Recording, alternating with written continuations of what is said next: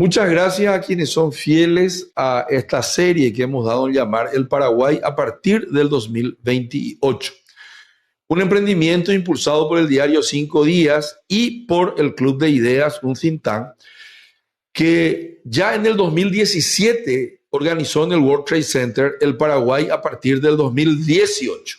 Salió un libro condensado de quienes participaron de dicho conversatorio, como se dice hoy, donde estuvo el Rafa Filisola, Amílcar Ferreira, Benjamín Fernández Bogado, Enrique Riera y otros más, entre ellos Mario Abdo, quien después salió electo presidente de la República.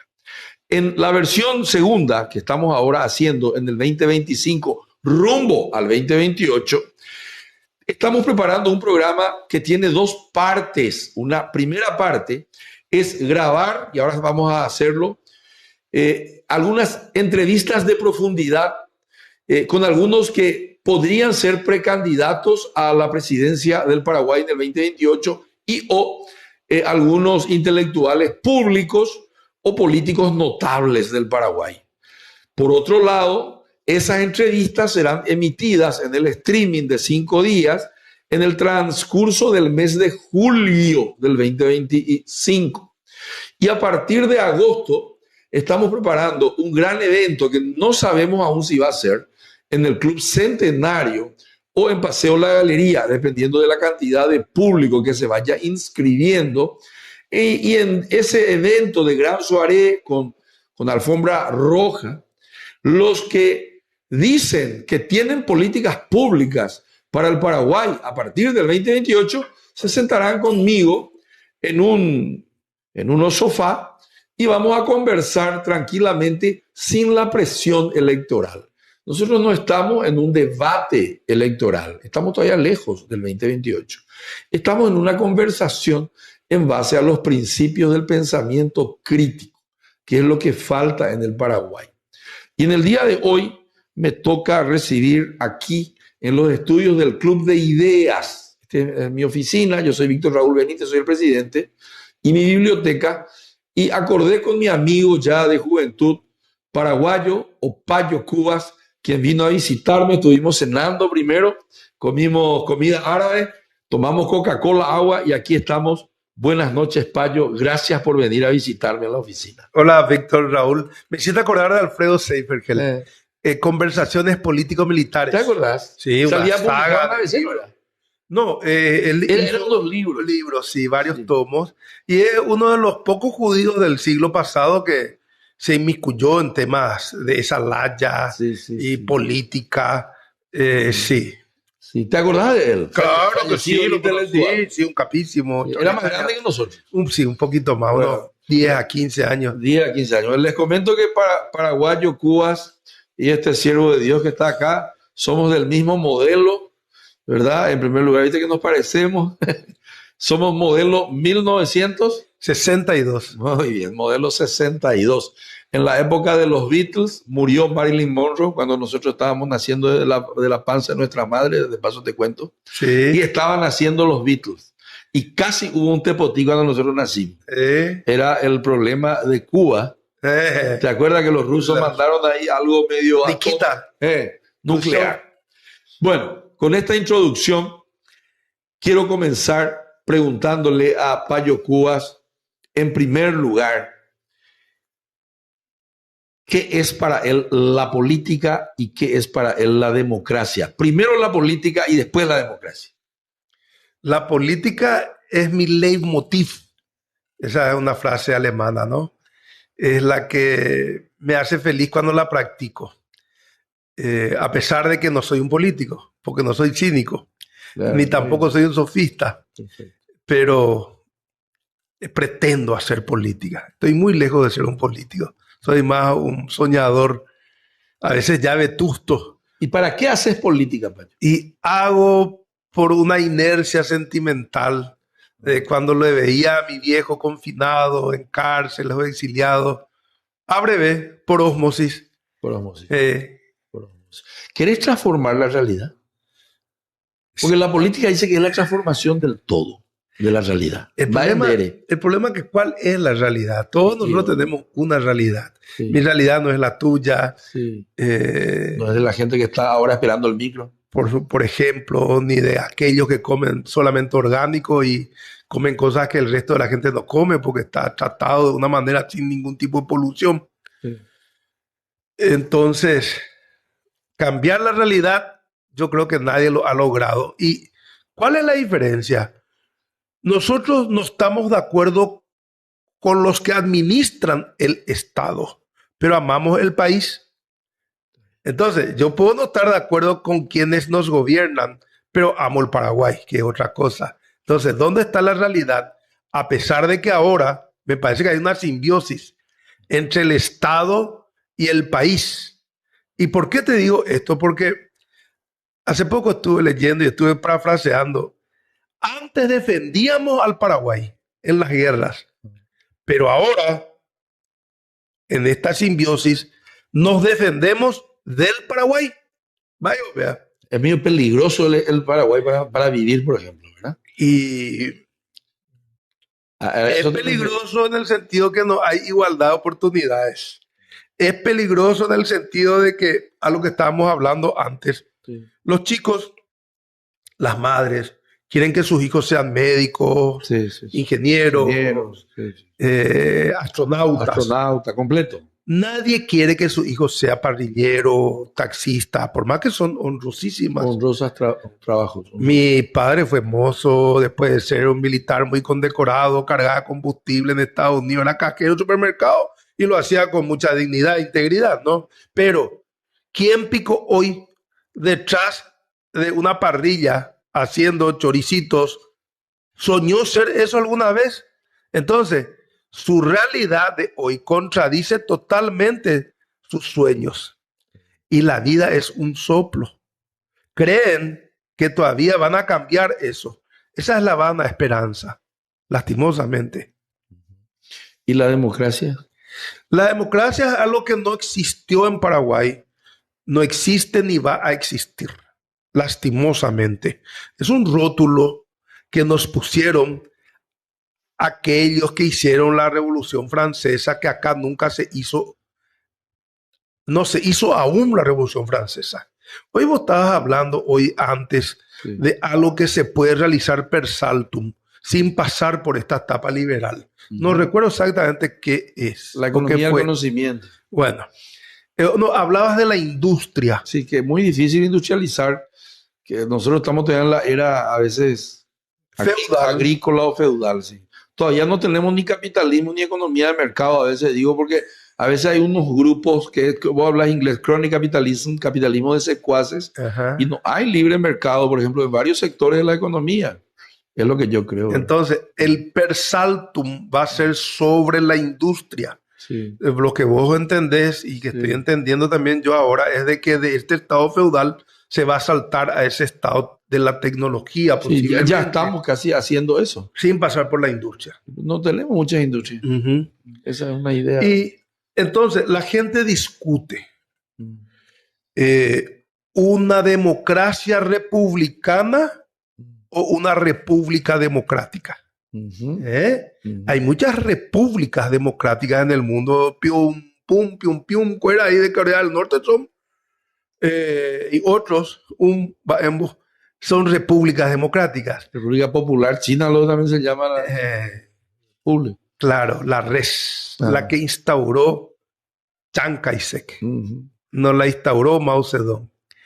Y la democracia ya no nos va a tocar, decía un general brasileño, Vieira Matos, era un capo del mundo geopolítico. Papá estaba preso, o sea, confinado en la zona de Guairén, no podía salir, y me dijo, anda, puedo escucharle a mi hijo a Vieira Matos y enviarle mi saludo. Y me fui a escucharlo a Vieira Matos en el año 87, por allí. Vino y dio una clase magistral sobre la geopolítica y la posición brasileña en el mundo. Y los que estábamos allí, recuerdo que estaba Beto González, otra gente de la época, habían gente de la alcurnia tronista y de la oposición también. Entonces él decía, Brasil tiene los 5 elementos para ser una potencia: ¿Cuál es? Y nadie creyó que iba a ser la potencia que hoy es Brasil, que si no es la quinta, es la sexta. Si haces converger las cuestiones técnicas, económicas. Sí, sí, territoriales. Pero, bueno, él dijo, son 5 los elementos. Dijo, territorio, población, dominio de costas, recursos minerales e identidad cultural. Es importante. Muy importante. Y en el caso de China, a alguien por ahí se le ocurrió preguntar con ojos visionarios, dijo, él no tienen identidad cultural, tienen todo lo otro. Están luchando con eso, ¿no? Pero en ese momento Brasil estaba ya por el número 50 entre los países del mundo posiblemente. Y per saltum, usando ese término, qué puta. Hoy está en el sexto, le está comiendo el hígado a Italia ahora. Sí, sí, sí. No, Brasil es una potencia, yo enseño allá. Y Paraguay, de todos estos elementos, ¿qué es lo que tiene? Contame. Identidad cultural. Claro, acá los perros vibran al son de una nota, de una guarania o de una polca en el Choboreca como allá en Encarnación. Sí. Chese Tuyutí que lo cantan al pedo, cantamos, porque nadie hace lo que se dice en Chese Tuyutí. Sí. Es una eyaculación vernácula. Che, Payo, vos seguís siendo candidato al 2028, bien concreto, yendo a los dices. Luego ya, amigo, voy a ser candidato hasta morirme. Yo no soy candidato a diputado, senador y esas cosas. Ejecutivo. Sí, acá hay gente que se tira al ejecutivo para después transar, que es una buena palabra en derecho, ¿verdad? Transacción, para ser diputado o senador. Entonces te hacen el aspaviento, la fanfarria, que son candidatos a senador, a presidentes, y después transan por el camino consigo mismos. Pero siempre fue una bola la que nos presentaron. Entonces, yo siempre digo que soy candidato, pero tengo un método que deseo compartir. ¿Cuál es? Es el siguiente. Que aquellos que nos autoproclamamos opositores utilicemos un sondeo en primera instancia, si es factible, en donde Estigarribia, Nakayama, Katia, Prieto y quien te habla, digamos, hagamos un sondeo de 10.000 muestras. ¿Quién tiene la posibilidad real de ser el candidato con mayor éxito antes de las internas? De modo tal que vayamos a las internas ya apoyándolo. Si es Nakayama, adelante con Nakayama y nosotros nos vamos al Senado. En ese caso, si yo aburrirme al Senado, ¿no? Eso sí se hiciera alianza. Ahora, para hacer una concertación que también se pueda hacer a pesar de este padrón que ahora fue prostituido por el oficialismo. Sí, sí, sí. Nosotros podemos hacer nuestro propio padrón. Claro. Podemos tener 1 millón de personas en cuestión de 6 meses. Juntamos la gente para este padrón patriótico y ahí nos vamos a votar en una interna. Porque la interna de ley para el 2028 se hace en diciembre del 27. Y nosotros podemos hacer esa preinterna en mayo o junio del próximo año. Del 2026. Entonces, no corre para mí el consenso. No, nos vamos a poner de acuerdo acá quién es el más churro, quién es el más pelado. No, no es posible hacer eso. Vos tenés que competir no solamente para que, o sea, tenés que legitimar ese tema. Y de ahí lo tirás a la interna. Ve adelante de propuesta. Claro. Entonces, ¿qué pasa allí? Cada uno tiene su herramienta de mejor performance. Los liberales dicen, nosotros tenemos la estructura. Ese es su elemento diferenciador. Sí. Yo digo, yo tengo el candidato. Por ejemplo. Nakayama tiene el discurso. Por ejemplo. Otra Katia tiene tal cosa. Y así sucesivamente. Pero si no tenemos todos en una sola persona, todas las cosas. Claro, no, es difícil luego eso. Ahora, yo te pregunto algo. En el Paraguay, el poder real, Chevenguará, está lejos de la política. Ejemplo, por aquí, payo. El poder real, para mí, no está en la política. Esta es una frase que le copio a Simon Bauman, este sociólogo polaco que murió y enseñaba en Leeds, Inglaterra. Él dice, el poder real está lejos de la política. ¿Qué quiere decir eso? Que el poder real no reside, por ejemplo, hoy en el primer magistrado, en el presidente, sino que de repente hay cosas que se definen en una estancia. Allá en Curuguaté se define. Acá se ejecuta. El chat de Lalo es un ejemplo, una evidencia empírica de que había sido que un tipo que estaba allá en Pedro Juan decidía cosas acá, los perros acá le preguntaban, viejo, el fiscal, los jueces, ¿hacemos esto, señor Lalo? No hacemos esto, sí, señor Lalo, todo así era. ¿Cómo vos pensás romper eso? En primer lugar te pregunto, ¿estás de acuerdo con eso? ¿De que el poder real está lejos de la política? ¿De que fingimos una democracia bola? ¿Y cómo vos pensás en la eventualidad de que llegues a rescatar el poder real para el que tiene la lapicera por mandato de la gente con lenguaje de la lenguaje? Bueno, voy a dejar de adoptar esa actitud académica, histriónica y vamos a hacer más coloquial esto. Claro, coloquial. ¿Estás cómodo? Sí, ahí sí. Porque si querés... No, estoy bien ahí. Yo te muevo. Súper, súper, gracias. Mételo. El poder y el gobierno son dos cosas diferentes. Sí. Lugo tenía gobierno, no tenía poder. Cartes tenía poder y tenía gobierno. Este tiene gobierno y no tiene poder, Peña. Otro lado está. Claro, el poder real, yo no creo que se pueda identificar exactamente en un cuadrante, pero se puede decir por dónde anda. ¿Por dónde anda? Acá el poder real hoy está en los negocios non santos, por la rentabilidad que tiene. 2.000 o unos 2.000 kilos de marihuana, que es lo más liviano, te da una hectárea y te da 2 o 3 cosechas al año. Eso vos le compras al productor por 10, el que compra gana 100, y en Washington, a 5 cuadras de la Casa Blanca, cuesta 1.000.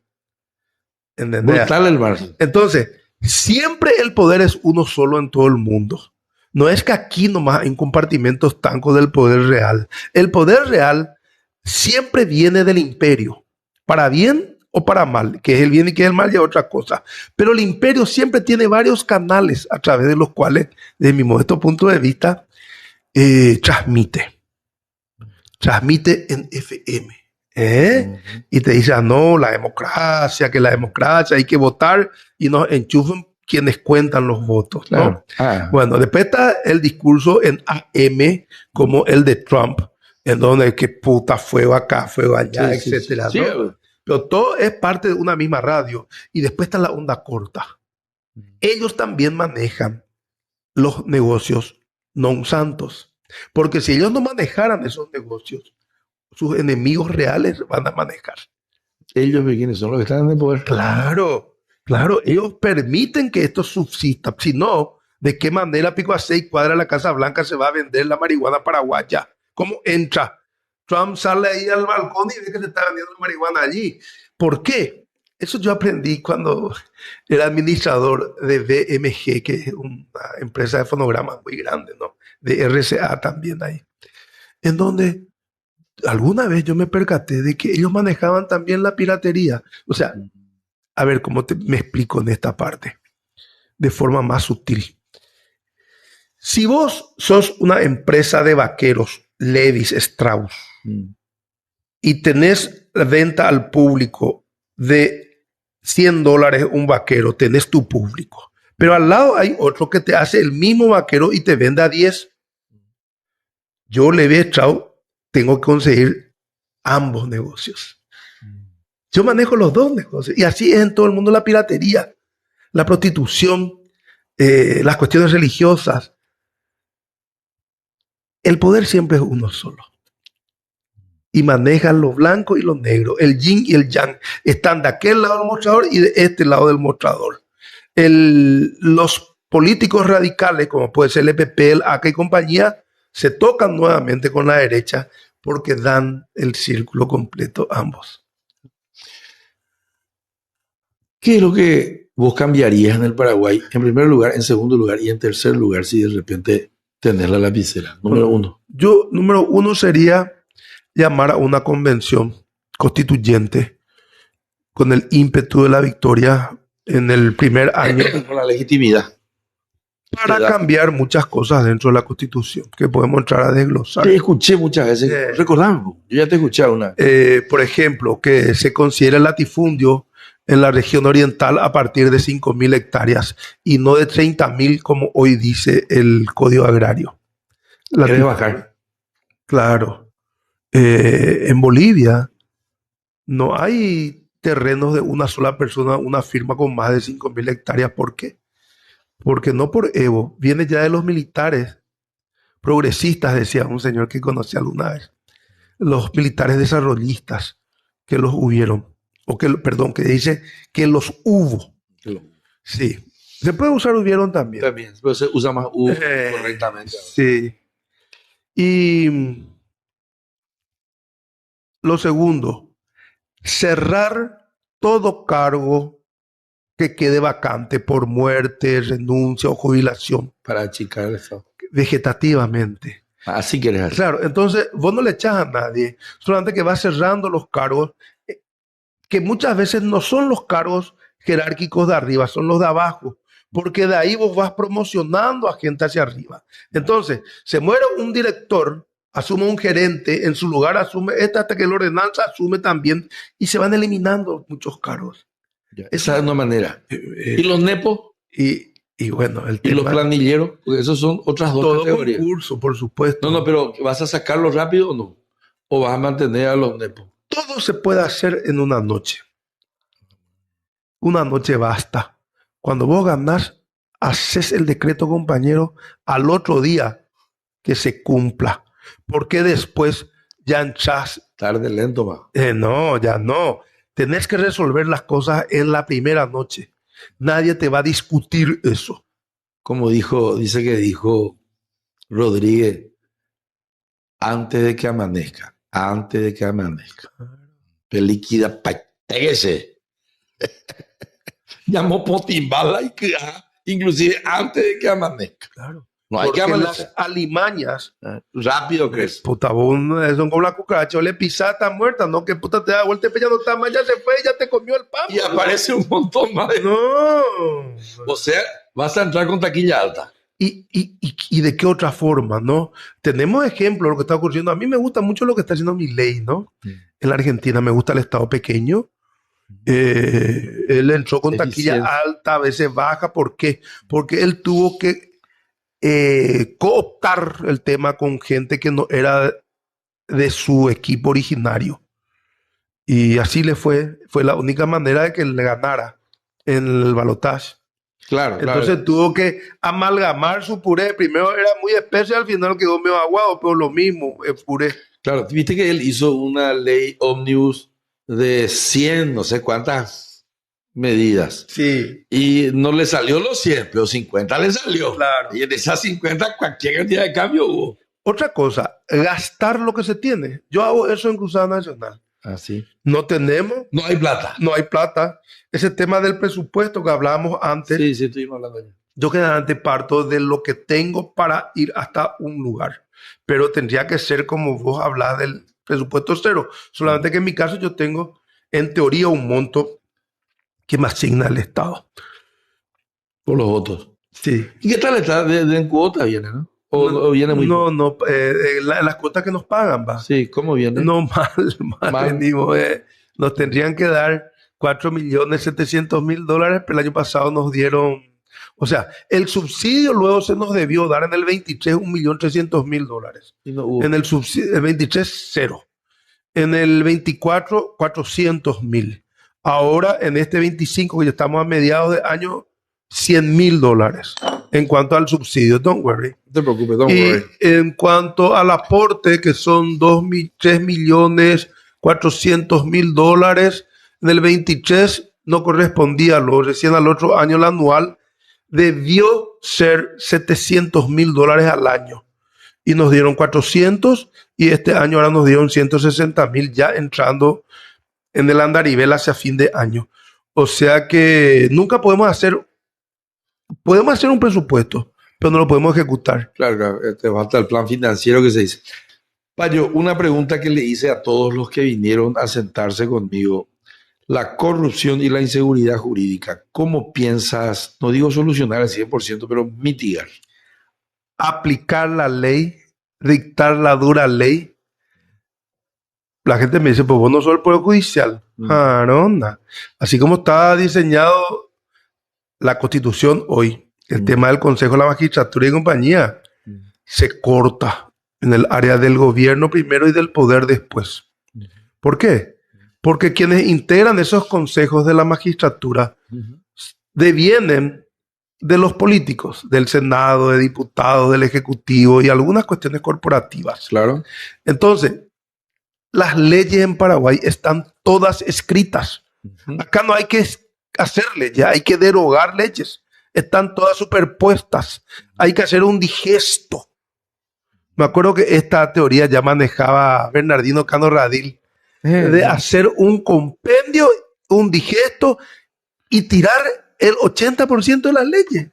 Si están todas al pedo. Vos no sabés hoy exactamente qué está vigente, qué no está, qué está reglamentado, qué no está, excepto un servicio que hay en Internet de una empresa que sí maneja. Sí, he visto eso. Sí. Sí. Ahora, en cuanto a la corrupción,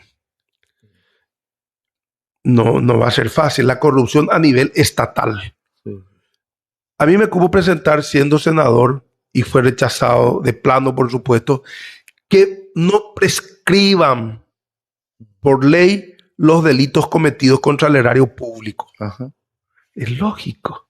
La Constitución, me dijeron, es cierto, dicen la tortura y el genocidio y qué sé yo. Pero no obstante, por ley le podés encajar que no te prescriba o que te prescriba recién a los 10 años. No como ahora que a los 2 años resulta ser que un abigeo prescribe su acto a los 5 años y un tipo que te llevó la mitad de un ministerio prescribe a los 2 o 3. No tiene que prescribir. No, matele 10. Por un lado. Y el tema de la seguridad o inseguridad depende también de otras cosas. Por ejemplo. Yo recuerdo que justamente un amigo mío, Víctor Llamosas, me dijo hace como 30 años atrás, vamos a poner cámaras en Ciudad del Este. Hace 25 años ya. Y vamos a tener toda la ciudad monitoreada. Y vamos a tener un centro. En esa época hablar de esto era una cuestión futurista. Ahora vi que en Ciudad del Este hay una cosa parecida donde ya te lee las placas de los vehículos. Pero en China o en Europa, y no es una cosa del otro mundo ni muy cara ya, hoy es accesible, te leen el iris y por el iris saben exactamente quién sos, a dónde vas, quo vadis. Claro. Entonces, todo esto se puede hacer, indudablemente, creo yo. Cuando vos te vas a la cárcel, yo tuve un par de veces, los que entran son más pobres que los pobres. Y son maltratados porque nadie luego los va a defender. Los tipos están allí, amigos, porque el abuelo tenía campo, le vendió a un extranjero que le pagó 20 lo que valía 10, y como no tenía educación financiera, el abuelo en una noche compró la moto, le dio a la pendeja la otra mitad. Oso. El hijo ya desastre, y el nieto comparte conmigo y se fuma un petardo en un, ¿cómo se llama ahí? En el calabozo. O sea, yo no compro, ¿verdad? Pero si los perros me confían, bueno, le acepto, por supuesto, ¿verdad? Claro. Payo, y el Paraguay es un accidente geopolítico, país tapón entre España y Portugal. Uruguay también. Tu madre es chilena, ¿no? Perfecto. Yo lo que entiendo, yo hablé con Fernando Enrique Cardoso, inclusive él dice que Uruguay se independizó de ellos. Viste que era Río Grande do Sul, provincia cisplatina. Y nosotros pues éramos la provincia noreste que teníamos que atajarle a los mamelucos o a los bandeirantes. Ese era nuestro rol, cuando desde los tiempos antiguos. Y yo me voy mucho a Uruguay y ahí dicen que nosotros somos un país de mentira, dicen ellos, porque anda bien. Hay alternancia, relativa mayor seguridad jurídica. Vos te solías ir por el Mercosur, ¿te acuerdas? Y Paraguay otra ficción jurídica, pero que anda mal. Dicho esto, ¿cómo vas a manejar la parte geopolítica eventualmente? Las relaciones internacionales. China versus Taiwán, Brasil, este gobierno no le da bola a Brasil, se alió con Estados Unidos y no pudimos tener nuestra secretaría de la OEA. Rubén Ramírez se quedó hablando solo. ¿Viste que? Porque Brasil no hizo la cama con Chile, con Uruguay y con Bolivia se aliaron. ¿Viste que no? Nos quedamos al pedo ahí hablando. Y nosotros nos fuimos a Estados Unidos porque queríamos pues, que la ley Magnitsky se levante pues, para nuestro expresidente. Entonces nosotros nos fuimos allá. Y mientras nos fuimos allá, acá se aliaron acá con el caribeño y sonamos. ¿Cómo vas a manejar? Te vas a ir hacia China, Estados Unidos, Brasil, va a vender ella, puta. Eventualmente. A ver, es un combo de preguntas. Primero, relaciones exteriores, el tema de Uruguay, sí, recuerdo, hace ya 200 años atrás, ellos tuvieron guerras importantes en esa zona, ahí la zona del Chuy, compañía con Brasil. Y se mantuvieron porque para Argentina también era conveniente que exista el Uruguay, porque lo que Argentina nunca quiso luego fue ni Brasil, mucho limítrofe entre ambos, ¿no? No te olvides que llegaron hasta Sacramento, que quedan frente a Buenos Aires. Los portugueses le hacían así a los bonaerenses, porque viste, te habrás ido a Colonia ya, Colonia de Sacramento. En Portugal, en Uruguay, sí. Conozco Colonia. Te habrás ido, Dios mío. Sí. Bueno, y viste que allí era Portugal, ahí esa era una colonia portuguesa. Los portugueses llegaron hasta las narices de Buenos Aires. Bueno, pero ¿qué me iba a decir de Uruguay? Ahora, y eso nomás que también es, al igual que Paraguay, país chiquitito. Ese tema de Rutherford Hayes, que Argentina quería llevarse gran parte del Chaco, los propios lusitanos, o portugueses en este caso, yo creo que actuaron también a favor de Paraguay para evitar cuanto mayor se podía la cercanía física entre estos dos grandes de Sudamérica. Ahora, Brasil. ¿Cómo va a ser tu péndulo? Porque Argentina siempre fue pendular. Los colorados más Brasil, ¿verdad? Y los liberales más Argentina. Los colorados más Brasil desde 1967, cuando De Bernardi empezó a vislumbrar el tema del Acaraí y viajaba allá. Sí. Y Edgar L. Franco, ministro del Interior, hizo el giro geopolítico al oeste. La marcha al este nuestro. Perdón, al este. Estoy pensando desde hacia allá, hacia acá. Sí. Hay un libro inclusive que él escribió sobre este tema. ¿Te acuerdas de Golbery de Couto? Sí, por supuesto. Era de la época de Stroessner. Con Brasil no nos vamos a escapar nunca. Es el imperio. Está acá. Imagínate, para ellos sus héroes son los bandeirantes que nos liquidaron 1001 veces y los mamelucos. Se discute mucho. O sea, vos hablarías tranquilo con Brasil. No, y no tenés otra. Ahora, cuando la gente me dice, ¿usted es anti-brasileño? No. Yo lo que soy es anti cualquiera que esté en territorio paraguayo que no cumpla la ley, donde dice que hasta 50 kilómetros no podés tener una finca si no sos paraguayo. ¿No se cumple eso? No, porque los hitos en la frontera yo recorrí, que están, creo que cada 15 kilómetros, están todos quemados esos hitos. ¿Vamos a aplicarlo? Sí. Entonces, ahí se produce una deforestación a mansalva de árboles nativos paraguayos. No es que yo me opongo a que todos los árboles se corten, no. Los nativos paraguayos. No hay que cortar. No. Entonces yo alguna vez me expresé quizás con una actitud muy radical, hablando de aquellos que no cumplen con la ley que hay que eliminar. Porque nosotros tenemos hoy en la frontera paraguaya, que va del río Apa hasta Pilar, 1 millón de personas, de los cuales hay un 10% que no cumple con la ley. Y que no son absorbidos, ni ellos absorben, y viceversa, culturalmente el lugar donde viven. Nace un chico y lo llevan antes de nacer al Brasil a que nazca. Y el paraguayo es peyorativo ser. ¿Me explico? Va. Y con Argentina, mira, imagínate el problema que estamos teniendo hoy en el tema del río Paraguay. Estamos otra vez con el estanco, que era aquella tasa. De acuerdo, de la época colonial. Los peajes. Tenemos que integrarnos, estamos integrados, Con pero Estados no Unidos, como deberíamos. Bien, yo nací en Estados Unidos, así que ¿dónde naciste vos? en Washington, en el Walter Reed Hospital, que es un hospital militar. Mira, hoy el mundo se maneja de una manera muy diferente a la cual nos enseñaron. Los trenes, claro que tenemos que integrarnos.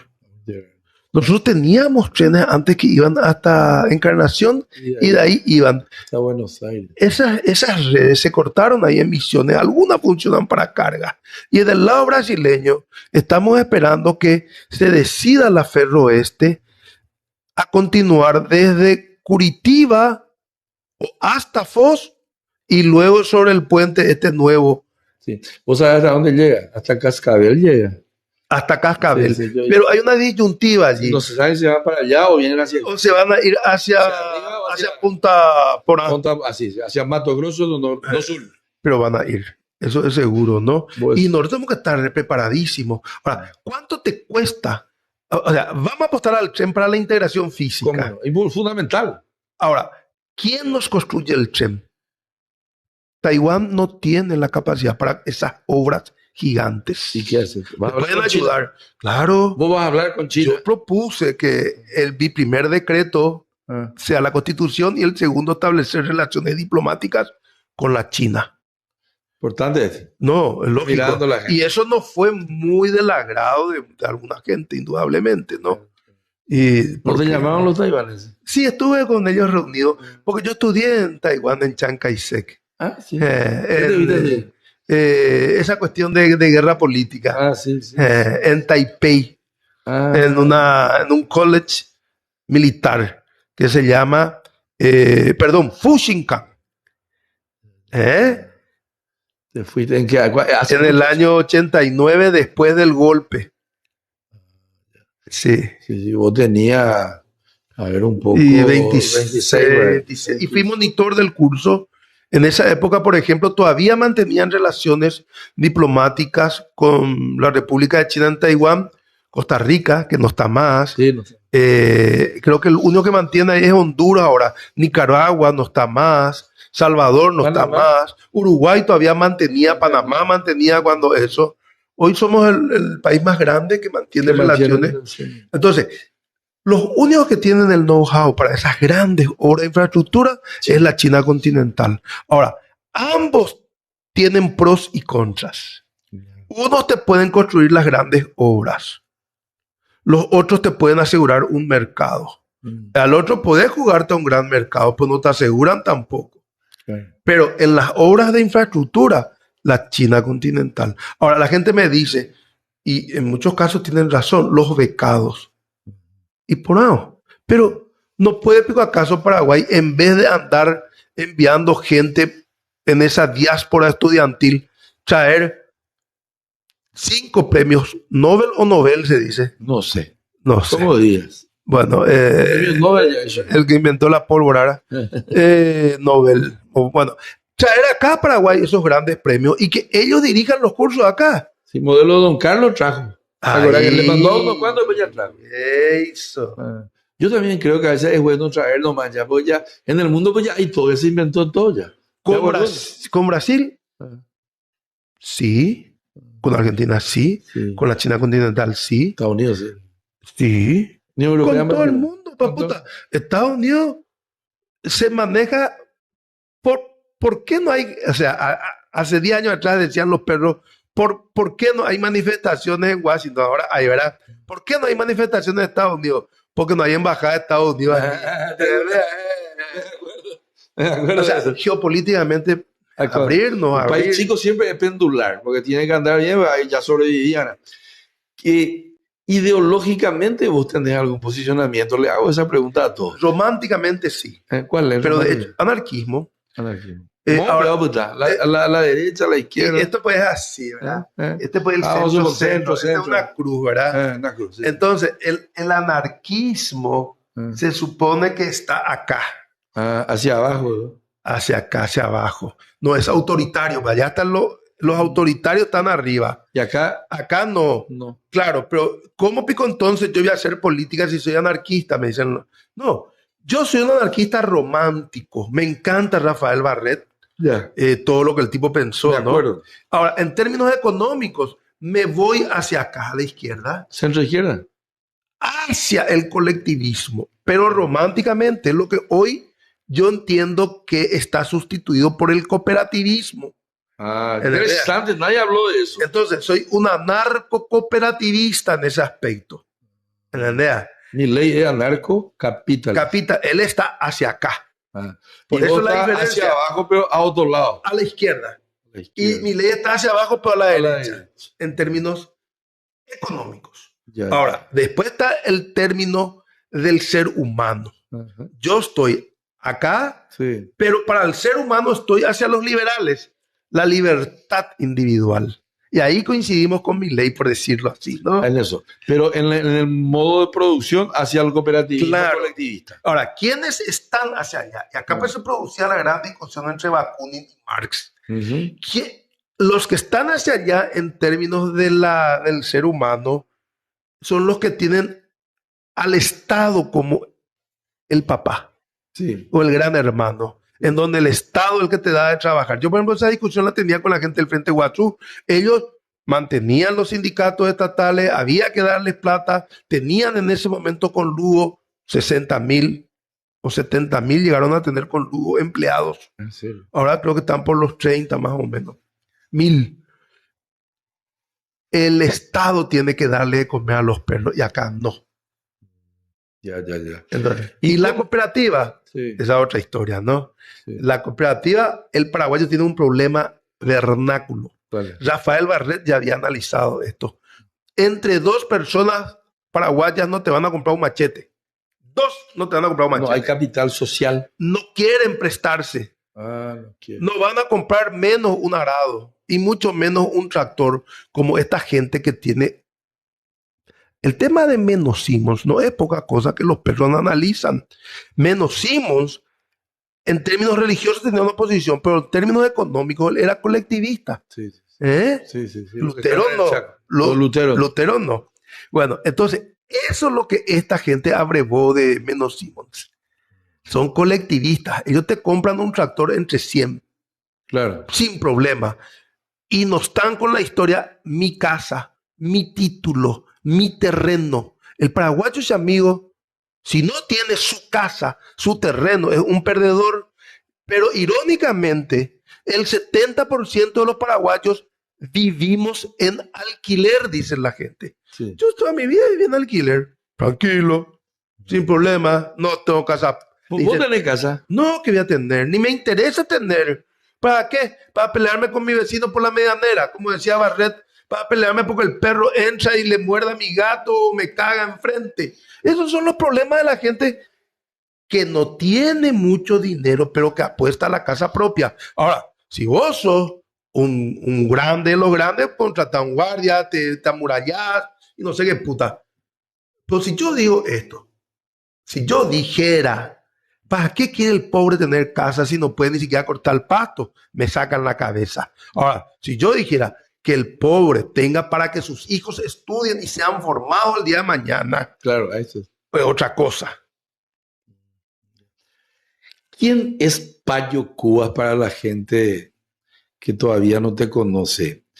Es un chico de barrio, ¿de qué barrio? ¿Dónde nació? Su papá, su mamá, sus hermanos, su vida estudiantil, dónde estudió, cómo comenzó la política, esposa, administración 1, administración 2, hijos. Mala Payo Cubas. ¿Quién es la persona detrás del personaje? Bueno, en términos económicos, un idiota, para empezar, ¿verdad? En términos de educación, mi vieja decía a mi viejo, que era milico, ¿no? Que tenga contactos. Ese era un mal tema. Yo nací en Washington ¿Y a los cuántos años viniste? con 4 aproximadamente, cuando papá se fue a Santo Domingo, comandó una expedición contra Camaño Deño, que era un ahijado político de Fidel, ante quien Camaño pidió rendirse en esa Fuerza Interamericana de Paz porque lo consideraba al coronel Cual más digno, que fue el que sufrió el síndrome de Estocolmo allá. Y él dijo, estos no son comunistas, estos son comenadas.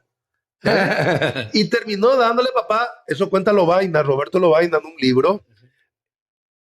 Estaban los generales norteamericanos, estadounidenses, los de Centroamérica, la Argentina, el de Brasil. Entonces, cuando Camaño Deño decide retirarse, no es que estrictamente se rindió. Sale de Ciudad Perdida, hay un chopper ruso ahí atrás dando vueltas esperando que él suba para ir a la Cuba. Viene el coronel Cubas, valga la cima, ¿verdad? Sí. Y le saluda, ¿no? Honor al vencido, gloria al vencedor. Tienen pues todos sus protocolos ellos. Entonces, papá se le cuadra a Camaño. Claro. No le gustó eso a Stroessner, por supuesto, ni a ninguno de los milicos, ¿verdad? Y Camaño le da sus 9 milímetros a una rusa. Y el coronel Cubas así, tenía 33 años, era coronel. Upa, así. Promoción del 47. Rodríguez era también del 47 porque en un año hubo 2 promociones por la revolución acá del 46. Bueno, entonces le devuelve y sube el tipo. Y después los gringos le dijeron, ¿y por qué le diste esos 9 milímetros? Eso tiene que quedar con nosotros. Y dijo, no, esa es su arma, ¿cómo la vas a sacar, verdad? Bueno, ahí ya el coronel empezó a tener problemas. Bueno, después empecé el colegio en el American School of Asunción, el ASA. Ese primaria preescolar lento. Hasta el segundo grado, tercer grado, segundo grado, en el ASA, ahí sobre España, ¿no? Sí, ¿dónde va? Hasta hoy está ahí. Pero mi preescolar hice en la Escuela Panamá. Ah, acá sobre España también. Sí, siempre fue así mi cuestión. La Escuela Panamá, perdón, el kindergarten, preescolar, primer grado, segundo grado, el ASA. De ahí papá salió de su confinamiento que estuvo 2 años en Sevilla, allí Altos, y nos fuimos a Estados Unidos, a Silver Spring, donde un señor de nombre Nicasio Ábalos, que era criado de mi abuela y que allá le escribió durante años al coronel Cuel, le dijo, envíame para mi pasaje, Roberto, envíame para mi pasaje. Papá le había enviado siendo el capitán nomás. Yo te voy a devolver algún día. Nos fuimos, ¿quién pagó el alquiler? ¿Quién nos traía la comida? Nicasio Ábalos, carajo. Y el coronel empezó a cargar combustible en la estación de servicio. Él era militar, él no era político ni empresario. Cajero de supermercado, nosotros nos íbamos a comprar y mi papá estaba allí, el coronel Cuba, que dejó el uniforme y todos los oropeles allí, ¿verdad? Y terminó como gerente en Arlington, un restaurante que yo después conocí bien en un Holiday Inn en Arlington, ahí enfrente a Georgetown de Washington. Después de ahí pasé a un colegio en Chevy Chase, 2 estuve allá y luego vinimos a Villarrica, donde estuve en el colegio Don Bosco, salesiano, y luego en el gimnasio Paulino, donde me dijo Ramiro Domínguez. Yo le llevaba siempre los libros y le guardaba, como hacía también con el doctor Ifra. Claro. Siempre fui librero. Y me dijo Ramiro, no, me dijo, estaba como diciendo, no, la policía, no, porca miseria. Me dijo, ¿sabes qué, Payo? Deja de ser primer alumno. Yo era 10 absoluto. ¿Por qué, profesor? Le dije yo, vas a sufrir mucho en Paraguay. Y ya sufrió bastante tu papá.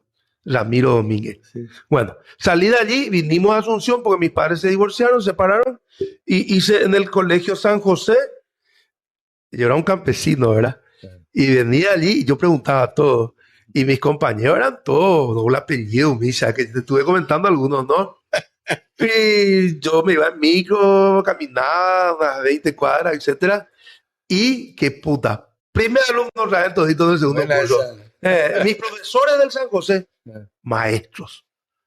Padre Alonso de las Heras. Sí. Eso no hay más. Opa. ¿Qué puta? Nos puteaban de arriba abajo. Menos a mí que yo sabía conjugar el pluscuamperfecto. Mira. Bueno, después Maneco galeando para allá verde. Mira la música. Maneco entraba, por ejemplo, había uno que era un rompeola, un español, y entraba, y le decía, el español afuera. Si era Manuel. Sí. Manuel. Después teníamos mucho. Y en una ocasión No sé qué pasó, yo no llevé mi libro de latín. Y había un compañero mío que era re cabezudo. A ese loco, como ya antes, ya le decía lo afuera también, ¿verdad? Había un ingeniero, un tipo pues, muy inteligente, pero era macanudo nomás.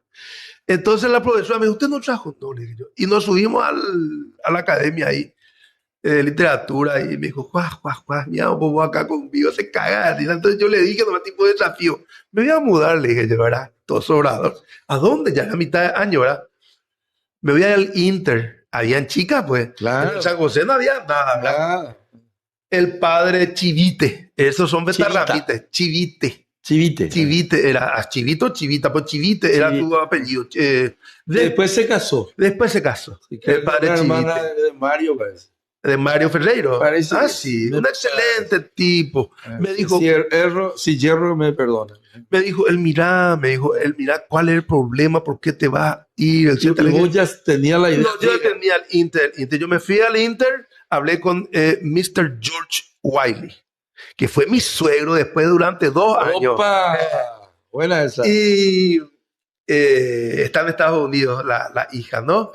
Y entré, era otro sistema. En el San José era hasta el 10 Sí. y en el Inter era hasta el 5. Ah, sí, ya que Pero- la calificación. La calificación.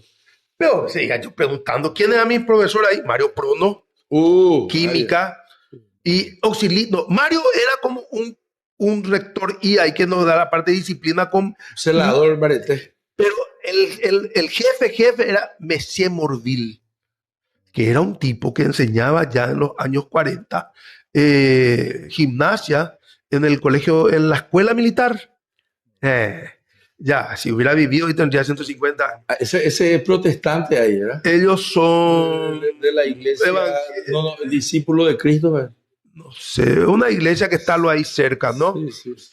Y no es muy convencional esa iglesia, es diferente, pero... ¿Y qué tal las chicas? Pero, ay, bueno, con Karen, me encajé 2 años ahí o 3. ¿Te enamoraste? Y sí, bueno, y mi profesor, Auxilita Vareiro, Sí, química, sí. ¿verdad? Secundino Núñez, filosofía, ¿verdad? Sí. O sea que eran maestros. Y ahí como yo no podía, mi promedio no encajaba con el otro, pero también fui muy buen alumno, los perros de las 3 ediciones me eligieron para que yo dé el discurso Final. de egreso. Me distinguieron.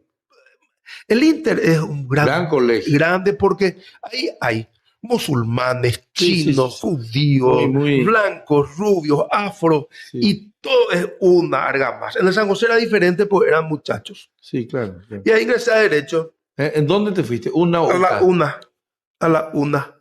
Y yo tenía tanto miedo por papá que no me dejen entrar. Y voy a contar una cosa que nunca conté. No, contamos. Juan Ramón era el decano. Sí. ¿Y quién era? Era una familia amiga porque yo le visitaba a la hija, el doctor Delgado von Leppel, Irán, a quien yo le tenía mucho cariño. Yo fui el que la acompañó a su hija en su, ¿cómo se llama? En el debut, Sí. el centenario. Y yo vi en esa Centenario. gente que mantenían sus raigambres de Benjamín Aceval. Sus primos, gente muy sencilla. Familiero. Gente de que mantenía sus raíces, ¿no? Sí. Entonces, a mí me decían los perros, te van a rechazar vos. Yo ya armaba quilombito ya en el Inter, ¿verdad? Fui candidato a presidenta, vicepresidente, ya tenía un discurso.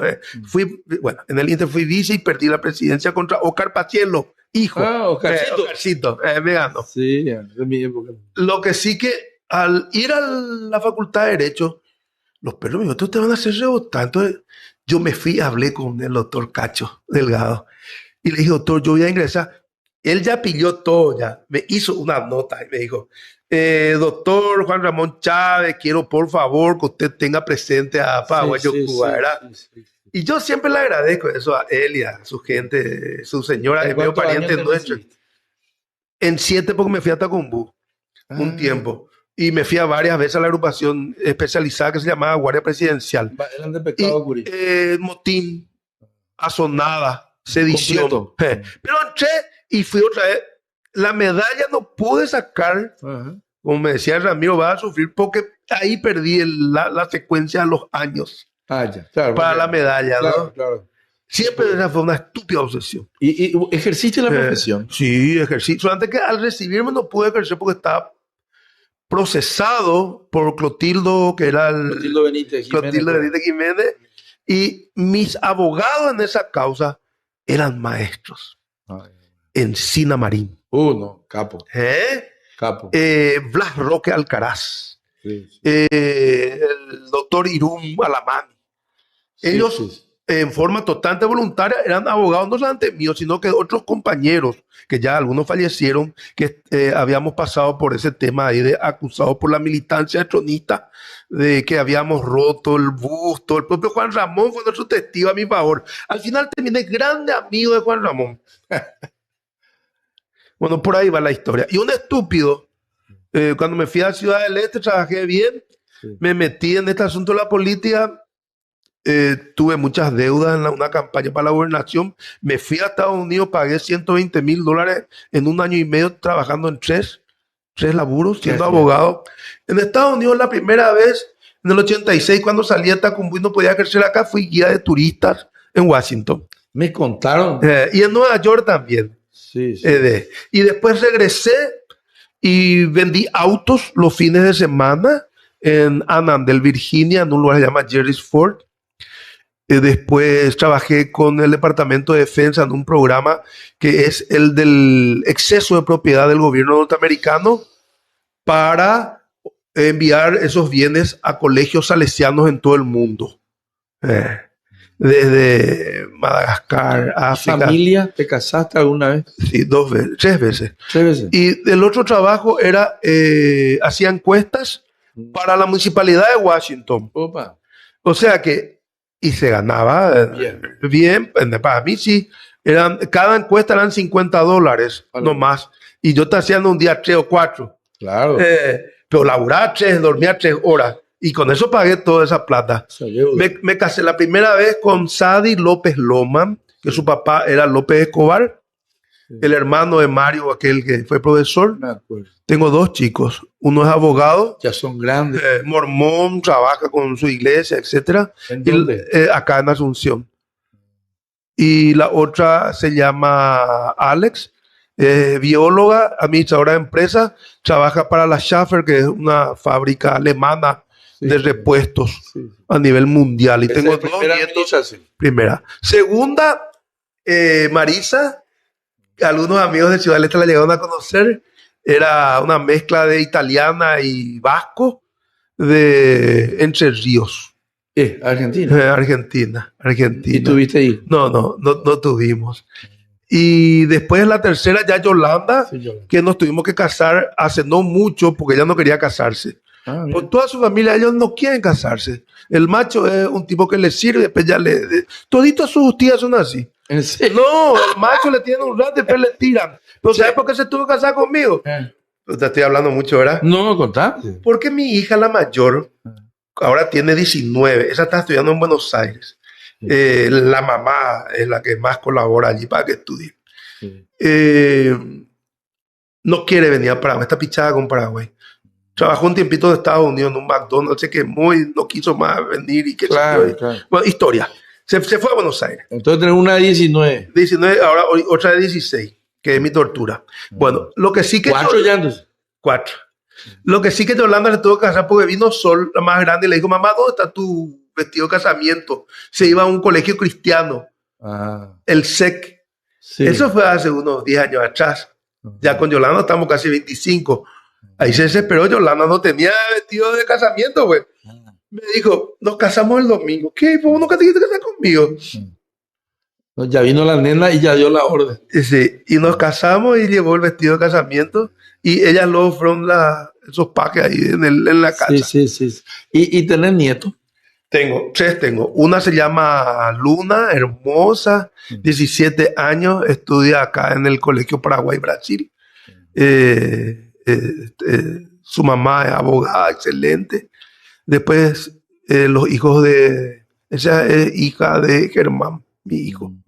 Y después 2, la más grande se llama Nicole, tiene unos 8 años. Me dice abuelo. ¿Qué? Nos pueden decir abuelo. Son brasileros, pues. Ah, bueno, yo tengo una nieta Abuelo. también que me dice abuelo. Abuelo. Sí. Y el más chiquitito también se llama... ¿Ah, qué? Abuelo. También. Sí, Payo, y por estos chicos y por toda esta familia, ¿cuál es tu que era cómo se dice? ¿Cuál es tu sueño paraguayo? ¿Hacia dónde querés llevar al Paraguay eventualmente? Un modelo de país. ¿Cuál sería? En Estamos hablando términos como amigos. económicos, Sí, sí, sí. el tema del cooperativismo, Ah, ya, me dijiste me eso. gusta mucho el modelo de un amigo mío que ¿Cuál es? tiene, Antonio Martínez se llama. Papá también tenía, su papá escribió mucho sobre este tema. Eh, el modelo carreta rueda se llama. Vaya, La carreta rueda es como en esta mesa, ¿no? sí, sí. Solamente que Tienen los son rayos de madera. en el medio está la parte administrativa, la escuela, las iglesias que vos quieras, Sí, y alrededor de la plaza principal sí, se construyen las casas. sí. Y cada casa tiene otra vez un espacio dentro del cual cultivar o trabajar, y luego hay el Abambaé o el Tupambaé, decían los De guaraníes, acuerdo. en donde, mejor dicho, era el Tupambaé y Que el es propiedad Abambaé. colectiva. Claro. O por lo menos cooperativa. Sí, estoy un poco confundido si es Tupambaé, pero por ahí va. Bueno, eso hay en varios lugares en Paraguay. Por ejemplo, hay uno que está en Mingaguazú que se llama Tapuy Priajú, Camino Nuevo, donde vos entras y tienen tres de estos sistemas de carreta rueda, Sí. en donde vos llegas a uno y tienen de frente un 20 metros y luego se estira 100 metros así y atrás le toca un 120 metros más o menos. Ellos tienen la obligación de trabajar 3 horas allí, ¿Y después? en el común. Sí. Son los más grandes proveedores de queso, de leche en el mercado, en los mercados de Alto Paraná, especialmente en Ciudad del Este, y tienen ganado suino, el puerco, ¿no? Sí. Que se alimenta exclusivamente de plantas de la zona y de mandioca, no la alimentan con otra cuestión, y tiene una carne bien especial y bien buena. Son como una especie de villas rurales. Eso, Es la que policía... Karner, de Lerner hizo, Ah, sí, ahí no entra la policía, ¿no? porque hay un jefe, que es Antonio. Él es el legislador, él es el juez, él es el presidente. Los tres poderes en uno. Claro, por eso funcionó Gaspar Rodríguez de Francia. Este no es un pueblo para que dirija un cuerpo colegiado, ni para el tema de la democracia. Acá es un jefe y punto, y un jefe.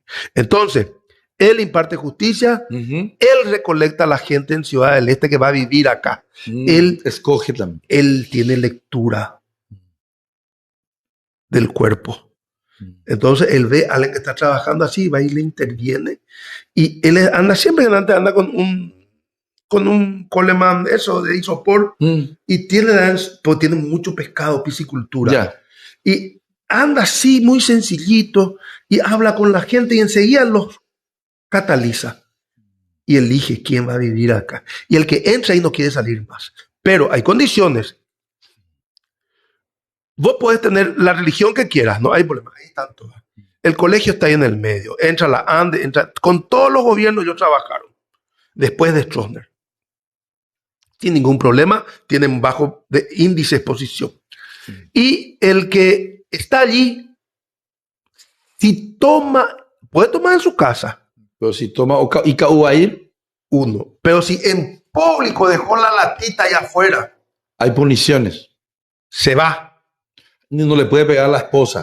Esos deben ser los temas. No le puede. La mujer que va y él corrobora. En la hora tiene unos tontos macul, ¿verdad? Unos tipos ahí van y lo agarran al tipo así, tipo Pedro Picapiedra, y ¡pam! Le tiran nomás y ya no puede entrar. Y llora para entrar. Y la mujer también llora para que entre el tipo. No, ya no. Y claro, y él vive en una punta. Y él tiene también su propia producción, su propia tiene como 15 hijos allí, ¿verdad? Tiene su señora y frente a la casa todos los días la fila. Tenemos tal problema, actúa de juez. Queremos tal norma, actúa de esto. Tiene cámaras y entonces yo digo, ¿qué es lo que es esta historia de la propiedad privada? Para sufrir. Ahora, yo digo, eso me van a decir comunista, y no es así. Allí nadie es dueño de eso. Es una cooperativa. Cooperativa. Y viven felices y tienen plata y tienen sus propios camioncitos. Eso sí, ellos compran sus vehículos. Y de repente, si tienen tiempo, porque hay lapso donde pueden salir y hacen macata. En cualquier lado con los productos que tienen. Son Auto. autosustentables, colectivistas. Y me decía que los menonitas también son tu modelo, entonces. Porque ellos son medio así también. Claro. Pero ahora ellos tienen una formación dogmática por el tema religioso. Acuérdate que ellos tienen 3 grandes principios. ¿Cuáles son? Son apartarse del mundo. Sí, sí, esa es la santidad, se llama eso. ¿Así? Sí, el que es santo es el que se aparta del mundo. Ok. No a los vicios. 2. Que ahora ya está bastante raleado aparentemente eso, ¿no? Porque Sí. ya los nietos, bisnietos, aquellos o tataranietos que vinieron ya le dan al trago, al vino y cualquier cosa, ¿verdad? Sí. Pero bueno. ¿Y el tercero? Y los que todavía se mantienen muchos son, por eso yo me llevo muy bien con los menonitas. Cuando yo me voy ahí a la zona de Campo Nuevo y me pillan ellos, esos rubitos, y vienen todos y me agarran así. Sí. Yo no tengo problema con los extranjeros, con los que no cumplen la ley nomás, ¿verdad? Claro. El otro es no a la violencia. Ah, sí, sí, ese sí. Entonces, ahí Ese vos tenés sí. Somerville, Volendam. Sí, sí, sí, sí. Tienen un hospital maravilloso que vos por 50.000 ni te puedes hacer hasta un trasplante de corazón ahí en Campo 9. Sí, llegué al lado derecho cuando te vas. Sí. Sí, sí, sí. Y ese entonces es uno de tus modelos, ¿no? Ahora, ¿cómo le sacás al paraguayo la casa propia de la cabeza? Jógase. ¿Para qué? Para ir a sufrir allí. Después se le embarga porque no puede pagar por la bicicleta. Pero bueno, que tengan. Yo no me pongo a que tengan. Que tengan 10, 20 casas también. Pero como en algún lugar en la Biblia dice de que tenés que tener, o sea, a cada cual según su capacidad y según su necesidad. Pero ambas cosas a la vez. Eso dice el anarquismo. Proudhon dice eso, ¿verdad? Según tu capacidad y según tu necesidad. Ahora, vos puedes necesitar una casa, pero no sos capaz de tener. ¿Para qué va a joderte en eso? Pero hay pues ciertas cosas que nos metieron acá. Así como hay tribu en África que vos tenés que tener 200 kilos y tener una panza así para ser considerado lindo. Para mí, esa no es la verdad. Puede ser que la mayoría piense así, pero la mayoría no tiene la verdad. ¿Sí? Tu origen político es Colorado. Sí, lógico. ¿Te afiliaste alguna vez? 2 veces me echaron. En la época de Stroessner, yo estaba lo afiliado por el padrón. Había un padrón que no sé cómo, en la época del Ignacio Apane, donde le apoyábamos a gente que era contraria a Stroessner. Sí. Un grupo grande ahí de Maguaré, ya murieron muchos ya. Y nuestros contrarios eran los militantes. Sí, sí. Y por ahí me afilié. ¿Y te volaron? Sí. ¿Por qué? Porque terminé con Caballero Vargas.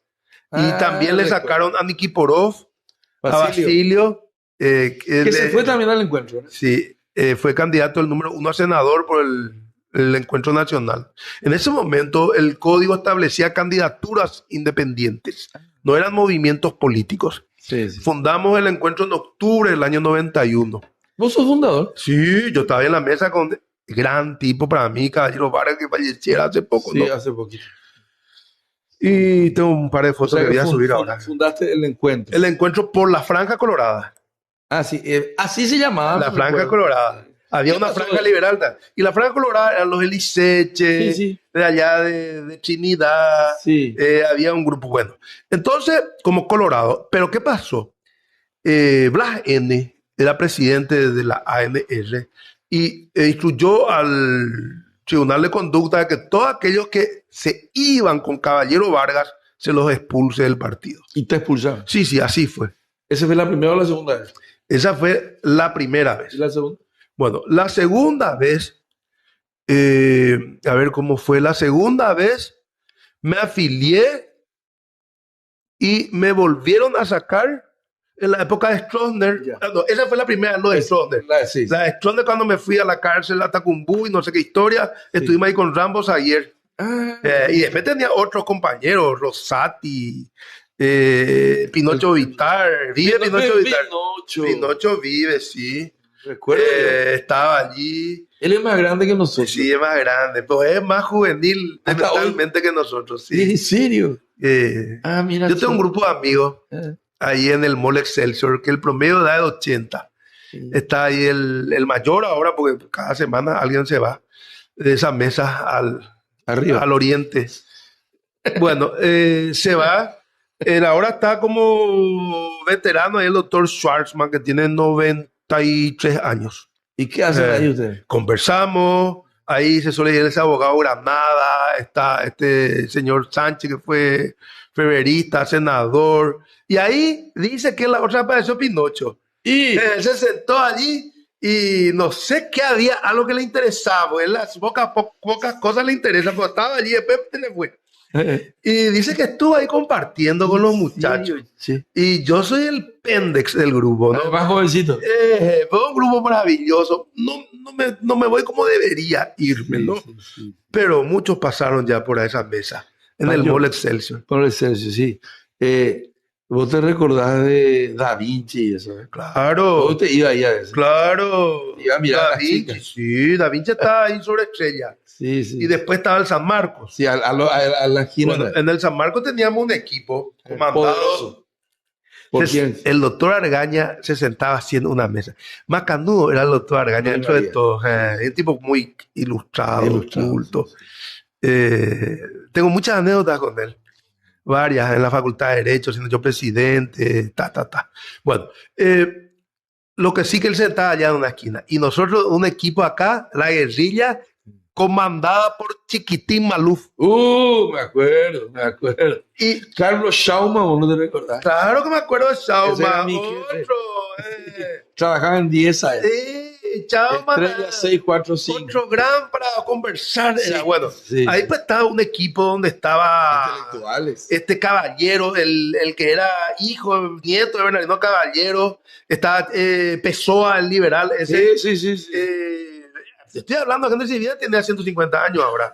Mi tema fue que todos mis amigos siempre fueron muy mayores. Entonces, ahí está Víctor Duarte Menoré, que algunos que están por acá se van a recordar, Víctor Duarte Menoré, gran personaje, Argañita a morir. Sí. Y ahí nos sentábamos. Entonces, yo ya andaba, no andaba todavía por Ciudad del Este, pero Chiquitín después me dijo con el tiempo. Andate. No. Chiquitín se cagaba. Calé siempre estaba por ahí también. Calé, sí. En el San Marcos. No, teníamos anécdotas. ¿Por qué te fuiste a Ciudad del Este? Me fui porque laburo, ocurre que vino el golpe y yo no quería ser funcionario público ni nada por el estilo. Entonces yo me voy y a la semana mi papá se accidenta. Pues ya me mudé, pues, ¿entendés? Y ahí sí tengo gratos recuerdos porque trabajé en Electromón. Nunca trabajé en Itaipú. Un proveedor de... Entonces yo era abogado de Electromón y de Autorren. Autorren era de Raúl Cubas, primo hermano de papá. 23 años estuve en Autorren. ¿Ese señor Raúl Cubas que fue presidente? Claro, él es primo hermano de mi papá. Su papá era... ¿Tu pariente entonces? El señor Cubas, ¿no? Raúl sí. Muy querido de papá. Eso. El papá de Raúl era Emilio Cubas. El que estuvo el que hizo el IPS. Y el hermano mayor de Emilio era Roberto, mi abuelo. Solamente que Roberto falleció muy temprano por Hodgkins y tuvo 2 hijos. A los 35 falleció. Bien. Y bueno, y Emilio fue el médico. Y en el Electromón, a través de un señor que siempre lo recuerdo, que está el ingeniero Pietro Conti. Un tipazo, Pietro Conti. Tenés muchos amigos, Paño. No. Y después fue... Puta, te voy a contar toda la historia. La persona del personaje. Cuando yo estaba en San José y tenía, qué sé yo, 15 años, ¿verdad? Sí. Me iba a la Plaza Uruguaya, tenía un socio, un finlandés que recorría el mundo, no sé qué historia, y empecé a irme al San Roque. Sí. Se come bien ahí. Con 15 años. Sí. ¿Cuál era mi mesa? La mesa que hoy cuando vos te vas, entras a la izquierda y hay un poste de metal. Sí. Bueno, ¿quién era el que comandaba la mesa? Abledjar. José Luis Abledjar. Amigo de mi suegro. ¿Con quién amanecíamos todos los días en la casa de Joel Filártiga, allá en 20 y pico proyectada? Sajonia. Payo con Joel, después de la mesa del San Roque, ¿eh? Y con todo lo que estaba en la mesa del San Roque. Y ahí yo escuchaba todo. 17 años, ¿verdad? 16. ¿Ambos? 16 años, ponele. Bueno, ahí estaba Ricardo Mazó, uno de los primeros geólogos paraguayos, que fue intérprete de Graham Greene. Wow. Y el libro más vendido de Graham Greene se llama Viajes con mi tía. Y hay un capítulo donde Graham Greene está frente a la Junta de Gobierno de la ANR y describe el desfile a Stroessner. En ese libro donde Ricardo fue el intérprete. Esa gente murió allá por los años 70, 80 quizás, la gran mayoría, menos José Luis que vivía hasta hace 20 años atrás. Sí. Y Joel que se me murió hace poco nomás, Joel. Sí. Bueno, ahí estaba Joel Filártiga, Miguel Ángel Caballero Figum. Sí, ese es, ¿qué? Febrerista. Cada que tenía problemas corríamos con Víctor Duarte Menoré, con su libro, con su revista, porque él era el director del Pueblo, pero que también tuvo un éxito bárbaro ese diario. Sí, pero a la vez él escribía otro, era un semanario que se llamaba La República. Sí, recuerdo. Y siendo yo diputado, él me frecuentaba y yo también a él, ¿verdad? Miguel Ángel Caballero. Sí. Miguel Ángel. Después en esa mesa había gente que estaba dedicada al arte, Marisevich, ¿te acuerdas de Francisco Marisevich? Sí, poeta, y el que venía siempre, y José Luis le miraba así como diciendo, sáquenmelo de acá, pero al final terminaba cantando, ¿quién hizo la música más linda a mi madre en Paraguay? Chesumí por Aité. Me dicen que ya no es la misma de ayer.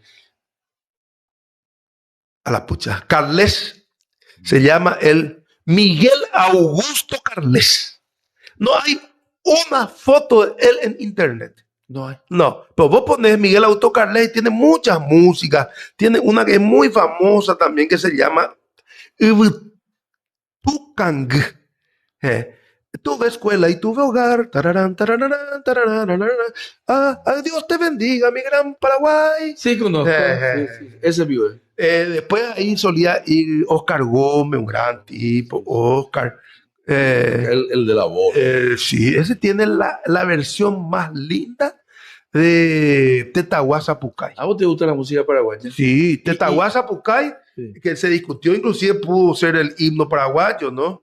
Esa discusión hasta se iba a votar, no sé qué historia. ¿Dónde aprendiste guaraní? Nunca aprendí guaraní, nunca. Exacto, pronuncio guaupo, por homo, sí nomás. En Villarrica, acuérdate que yo vivía en Villarrica y vendía mosto, vendía jugo de piña. Estudié muy en el Asado de San José, hay cuache lo mitame. Y vendía café. Y cuando yo llevo allá, los perros me dicen de mosto. Y digo, pues, papá me compró un trapiche. Pues, eso tiene Villarrica. Yo siempre me suelo acordar de esto. ¿Eso leí? Sí, ¿Y de qué te recuerdas? Yo tengo que vivir en Villarrica. Ahora yo tengo que entregar este partido que me tiene. Yo estoy viviendo el partido de mi sueldo, que son 5 millones de guaraníes. Y ahora tengo un estipendio de 3 millones, no sé qué historia. Pero bueno, ya sabes cómo ese tema es. Pero quiero ir a vivir a Villarrica y vender mis hamburguesas, porque es lo que más me gusta y es lo que más gano plata. No, Villarrica. Papá me compró el trapiche y yo tenía una bicicletita que era de mujer, pero muy cómoda, y tenía el micrófono y era mosto. Y después ya mi mamá chilena me enseñó a mezclar el mosto con el jugo de piña. Y después acá en Mavinos hace poco, el jugo de piña con el jugo de no sé qué puta, y vendía eso y ganaba mucha plata, nada. Y mi hermana tenía otras amigas en shortcito y pasaban los camiones frente a casa, pues rumbo al ingenio de los Friedman. Y se caía el tacuare. No, vos tenías que estirar. Yo estiraba. En Carapeguá yo estiraba. Tenían una cadena así te agarraban. Pero igual no hay lado. No, claro. Pero a las chicas de 15 años en short le tiraban Y las otras, tirame uno. Y mi hermana Magdalena, yo siempre ya no lo usaba. Sí, pues yo le tenía que comprar vino y cigarrillo aparte. No, todos los días yo vivía de su tacuaré. Y ellos vivían de noche con mi vino y mi cigarrillo, ¿verdad? Que yo les daba. Cambio comercial. Claro, trueque, permuta. Permuta. Economía primitiva, sí, ¿no? Scamboy. Así llegaste y ahí gritando, hablando con los perros en la calle, ¿no? Sí. Ahí aprendí más o menos y los perros se cagan de risa. A mí yo tenía el pelo largo. Sí, me contaron a mí que una época llegaste. ¿Sabes quién me contó? Cleto Solhansi. Sí, Cleto. Llegó así un tipo, todo con el pelo largo, y sí. Y nos sacó todas las pendejas. No, nunca tuve una sola pendeja si yo era un pelotudo de 12 años. Era un pelotudo de 12 años, no, nada. Jugaba balita todo el día. Ahí empecé a pisar descalzo y el guaraní por osmosis, todo el guaraní por todos lados. Ahí más o menos. Y yo tenía ropa que no era muy de acá, que eran con cierres así, por ejemplo, la remerita así, otra cerrada acá, y el pantalón era blanco adelante, y era rojo atrás, y adelante parecía un arlequín. Y usaba unos zapatitos con taco, ¿verdad? De Estados Unidos, esa bota, ¿verdad? Facha. Sí, no, yo era lo máximo, y cuando salía a caminar, pasaban los camioneros, ¿verdad? ¡Vaya de putito inútil, me gritaban! What? Me, decía yo. I'm what? A putito. Y los perros se hablan de puto, me decían. Ahí me tuve que cortar el pelo y tuve que andar normalizar. Sure. Encima en la época de el cabello largo, Argel, sí, barba. No, qué puta. Che, Payo, estamos llegando hacia el 2028. Sí. ¿Por qué la gente debería votar por Payo y no por otros? Yo no quiero que voten por mí, pues le voy a retar mucho todavía. Sí, ¿le solés retar? No, yo no quiero que la gente vote por mí. ¿Y qué querés? No, yo quiero que la gente haga algo y que haga política, nomás y que se vaya a cuidar los votos. Que gane quien gane. Lo que yo no quiero escuchar y no escucho luego. Yo gasté por vos 1 millón y no me haces caso. Idiota, lo le digo. ¿Para qué gastaste si yo no te pedí? Yo me fui y voté por vos. Ay, bueno, muchas gracias. Pero no te quedaste en la mesa de pelotudo. O sea, es alto para que me guste lo que me digan. Sí. Yo no les digo lo que me voten, no. Me voy a candidatar y no me voy a candidatar si en esa preinterna hay un Prieto, una Cayama, un Estigarribia, una Katia, que me ganen una interna. Que no me venga, vamos a hacer el consenso y vamos a... No. Que me ganen. Si me ganan, me voy para el Senado, ¿ok? ¿Cuál es el método? Y el tema del sondeo. Encuesta auditada, dijiste algo.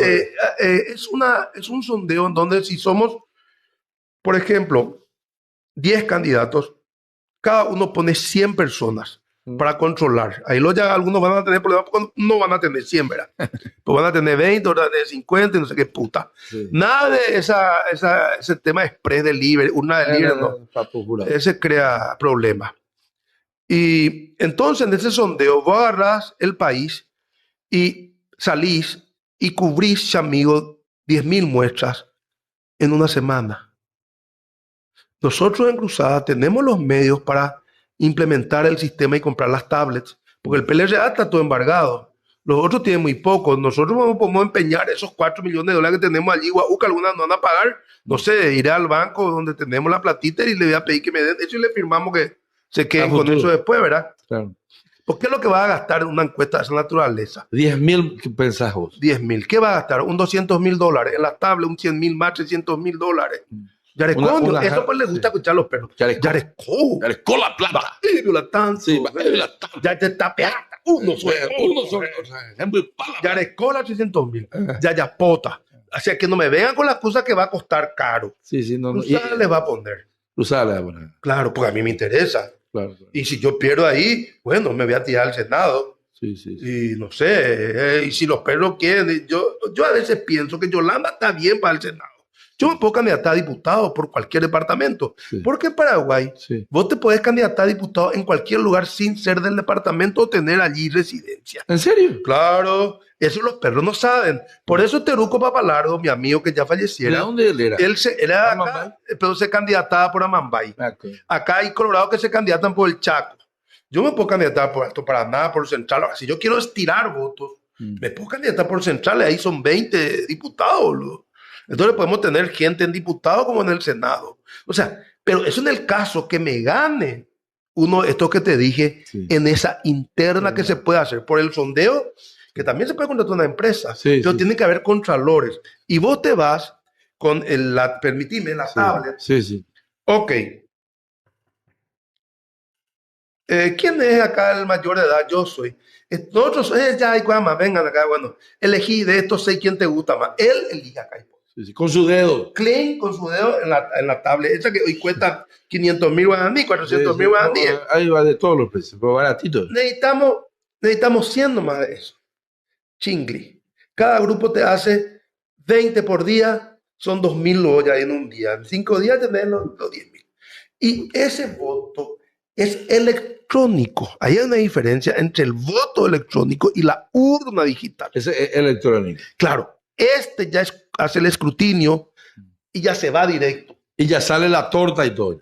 En Paraguay, la urna no hace el escrutinio. Esa urna digital hace el acta. Hasta ahí llega su amor. Claro, por eso más se compró y se hizo, porque los perros antes el acta era un quilombo. Eran 3 actas. En uno vos leías 108, en otro 180, en otro 801. Era un quilombo. Porque los perros no escribí cuál, güey. Entonces se puso esto. Pero ¿qué pasó acá? En vez de aplicar el artículo 223 del Código Electoral que dice que el escrutinio se hace en la mesa y vos allí tenés que leer uno a uno los votos para anotar primero. ¿Estamos de acuerdo? ¿Ese es el resultado? Sí. Payo 80, Víctor 40, fulano 30. ¿Estamos de acuerdo? Sí. Allí recién vos pasás esto para que te haga el acta y tiene que reflejar lo que vos antes hiciste. Pero acá no se hace el escrutinio, sino que ya te pasan directo acá y te escupe el acta. Otra cosa que no es la que el escrutinio hubiera escupido. Tiene que decir contar. Contar y verificar. En físico. En físico. Eso dice la Constitución. El escrutinio se hace en público y ahí en la mesa.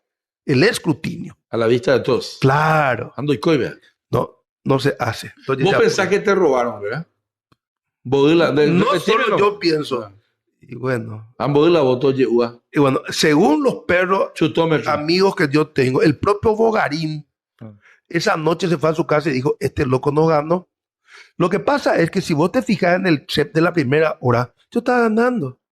Después se intercambió todo. Por supuesto, un tipo que iba a hacer relaciones diplomáticas con la China continental, que le iba a establecer un coto al latifundio, que puta, ahí se reunió la élite y directo rápidamente, y que ponerlo a los liberales, que son más útiles para el oficialismo, que ponerlo a nosotros. Claro que a mí me surgieron unos cuantos gremlins allí, ¿verdad? Pero hubieran sido grandes parlamentarios favorables a mí si yo ganaba. Pero bueno, ocurrió lo otro. Ahora, el otro sistema es que nosotros hagamos nuestro propio padrón. Sí. Porque no podemos usar aparentemente ahora el nacional. El nacional. Entonces, nosotros podemos empezar a construir ahora. Por eso tenemos lo que se llama un acuerdo guaraní por un lado, otra gente tiene una unión por asunción, y así se van juntando los perros como archipiélagos y van haciendo islas todavía, no hay continente. Sí. En ese caso podemos hacer un padrón propio. Y ahí que se haga la concertación. Entonces, que se elija en ese padrón propio por voto mediante la chapa presidencial, que podemos establecer nuestra distribución. Podemos decir que el segundo va a ser el vice del primero, o si no acepta, el tercero, y así sucesivamente, ¿no? Y cualquiera que salió segundo, tercero, cuarto, tiene la opción a su arbitrio. Senador, diputado. Claro. O gobernador, lo que fuera. ¿Y la lista se va a procurar también? Claro, porque ahí vos integrás. O sea, en el sistema del sondeo es más difícil lo de la lista, pero también se puede por sondeo. Tengo yo el sistema, pero te voy a sacar la cabeza pensando en eso. Y en el otro sí, Vos votás y por el sistema DON integrás las 30 listas de senadores y te sale una sola. Con esa una sola lista vos te vas a la interna. Pero hay un detalle allí. No, ¿cuál es? El detalle es que si vos sos de un movimiento interno del partido, ponerle Dionisio Amarilla, él no está de acuerdo con esto. Él puede presentar su propia lista, chapa, presidente y al Senado en la interna de ley, porque él no firmó esto. Ahora, el PLRA, en el caso de la concertación, sí puede firmar y obligarle a los otros que se sumen. Por eso que esto tiene muchos niveles. Como alianza, ellos no pueden controlar, pero como concertación sí, porque la concertación per se se convierte en un partido político prácticamente nuevo temporalmente. Y el otro, en la alianza... Comienza y termina. Sí. Termina. Hay una serie de cositas que... Bueno, señoras y señores, estamos casi 1 hora y media conversando animadamente con mi amigo Payo Paraguayo Cubas. Deberíamos de seguir conversando en una próxima. Yo te agradezco. Están acá tus amigos que te acompañan. Han venido desde lejos, desde Encarnación. El doctor Víctor, que es de Asunción, ¿verdad? Les agradezco que hayan venido a compartir conmigo. Y vos sos creyente. Yo soy un católico cultural. Soy gnóstico. Sí. Soy cristiano y apostólico. Sí. No romano. No romano. Creo en los apóstoles, ¿verdad? Y tengo un amigo que es cardenal, el español paraguayizado, que me encanta tanto. Sí. Cristóbal López. Cristóbal, sí. Ahí anda Cristóbal. Vi que lo nombraron ahora en el Dicaterio. Sí. Está en África. No, él estaba ya en... o sea, él estaba en Madagascar. Ahí yo le conocí. O sea, él después se fue a Madagascar. Él primero estuvo acá como principal de los salesianos y con él trajimos, a través de esa cuestión del exceso de propiedad, a los palominos, creo que se llaman acá, las monjitas. Traíamos contenedores con comida que vos mezclas con agua y se convierten en guisos para la gente del bañado y compañía. Estados Unidos. Y yo llevaba a los salesianos máquinas, vehículos, a distintas partes del mundo, ¿no? Con ese programa salesiano. O sea, a mi cargo quedaba gastar $6 millones anualmente. Gastar en teoría, porque eran vouchers. Vouchers. A mí me gusta mucho Cristóbal. Aún siendo católico, o sea, aún siendo, te digo, ¿en qué sentido te digo aún siendo? Él no es tan dogmático. Por eso me gusta. Por ejemplo, si que te cuento 2 anécdotas con Cristóbal. Sí, contá. Que yo, Cristóbal, yo me solía ir a escucharle en el año 2000 cuando trabajé para el BIT en ese tema de contrataciones públicas. Sí. Me iba a escucharlo ahí frente a Monseñor Lasaña, donde era una hermosa... Soy María Muerte. La María de hace 30.000 años, que es la misma María, ¿eh? Es la misma María proveedora, la mamá de Jesús, la mamá de Buda, la mamá, todas son Marías. Pero a mí en particular, por ser salesiano, me gusta mucho la María Auxiliadora y también me gusta la de Guadalupe, ¿no? Bueno, como sea, hay muchas excepciones allí. ¿Qué pasó con Cristóbal? Y Cristóbal, bueno, está llegando la Semana Santa. Misa bebé. Misa. Cuando pasan sus avisos parroquiales, al final ya. En el sermón, otras cosas. Bueno, en los avisos parroquiales. Y Cristóbal. El primero que me viene y me toca el dedo gordo del Cristo que está acá, yo los persigo a latigazos. A latigazos. No me toquéis el Cristo, caramba, decía él, ¿verdad? ¿No se dan cuenta que eso es barro? ¿Qué es eso de ir ahí a santiguarse, a tocarle el dedo al Cristo? ¿Qué es eso? Sí. No me toquen más estos santos aquí. No hay nada dentro. Es barro. ¿No ven que después yo tengo que venir a pintaros nuevamente las uñas? Se enojaba. Nadie tocaba nada ni jodían con esa historia que te tocan acá y se santiguan. ¡Qué idiotas que son! ¿Verdad? Diría el padre Alonso era. Bueno, y después, la segunda. Cuando se acordaba el del santiguo, daba su sermón y decía, bueno, ahora quiero saber, a ver, dieron la clase de catecismo, no sé qué puta, sí. ¿Dónde el católico se santigua y se arrodilla. ¿Y dónde? Salía uno, ¿verdad? Al entrar en el altar, no, aplazado. No, la cuarta cañón, usted va a la intermedia, decía el enfrente a la... No, no, no, no. A ver, Payo, me decía, a ver, Payo. Frente al sagrario. El único lugar donde el católico se arrodilla y se santigua es frente al sagrario, porque ahí está la Trinidad, pues. En ningún otro lado. Podés santiguarte, pero no arrodillarte. Muchísimas gracias, espectacular, Payo Cubas. Nosotros vamos a seguir un ratito, cenamos la mitad, ahora vamos a terminar de comer nuestra esfija y nuestra... hemos comprado comida árabe acá para festejar con Payo. Que Dios nos bendiga y que Dios nos perdone.